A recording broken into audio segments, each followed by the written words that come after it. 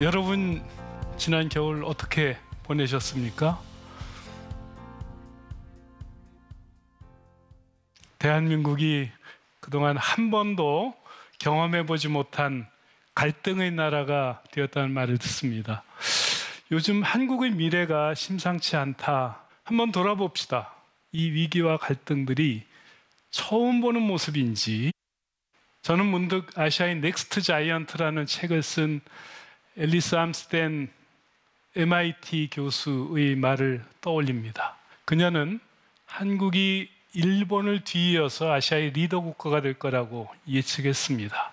1980년대에 한국의 미래를 예측을 했는데 그게 적중을 했다고 생각을 합니다. 그녀의 말이 맞다면 우리는 이 위기 속에서 주저앉지 말고 더 큰 미래, 그리고 더 위대한 미래로 갈 수 있을 거라고 생각을 합니다. 그런데 지금 한국인들은 미래를 더 어둡게 보고 있습니다. 한국의 미래는 더 나빠질 것이다. 미래가 없다고 느끼는 이유가 뭘까요? 제가 몇 년 전에 어느 공기업에서 일을 하는 젊은 청년을 만나서 인터뷰를 한 적이 있었어요. 그런데 이 남들이 다 부러워하는 안정적인 직업을 가지고 있는 이 사람이 자기는 불안하대요. 그래서 왜 그렇게 불안하냐라고 했더니 미래가 불안하대요. 그래서 그럼 어떻게 하고 있느냐? 두 가지 투잡을 하고 있다. 밤 시간과 주말에는 주식 트레이딩을 한대요. 그래서 목표가 뭐냐? 그랬더니 100억을 모으는 거랍니다. 100억을 모으지 않으면 불안하대요. 제가 그 얘기를 듣고서 좀 충격을 받았습니다. 미래를 생각하면 불안합니다. 눈높이에 비하면 다 불만이고요. 과거를 생각하면 다 불신입니다. 저는 이걸 산불사회다라고 생각을 하는데, 지금 우리는 엄청난 성과를 이룬 나라입니다.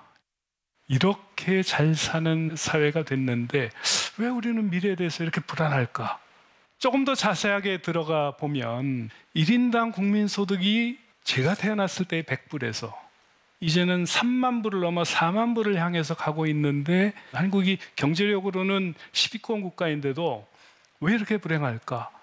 한국은 놀랍게도 80년대까지 엄청나게 빠른 속도의 경제 성장을 했고, 성장으로 끝난 것이 아니라 민주화까지 이어진 이런 대표적인 나라입니다. 그런데 주위에 보면 정치에 대해서 다 이야기들을 많이 하는데 다 냉소합니다. 그들만의 리그로서의 정치에 대해서 얘기를 하고요. 그 다음에 고투입인데 저효율의 딜레마. 양적인 투입에서는 엄청납니다. 대학 진학률 세계 최고죠.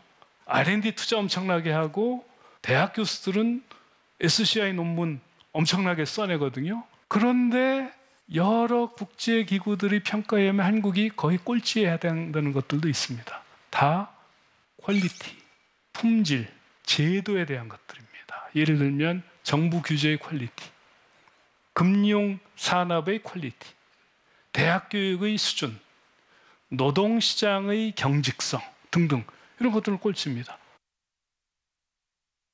한국이 민주화 이후에 또 한 게 뭐냐? 지방자치제를 했습니다. 그런데 어떻게 되고 있습니까? 지방이 살아났습니까?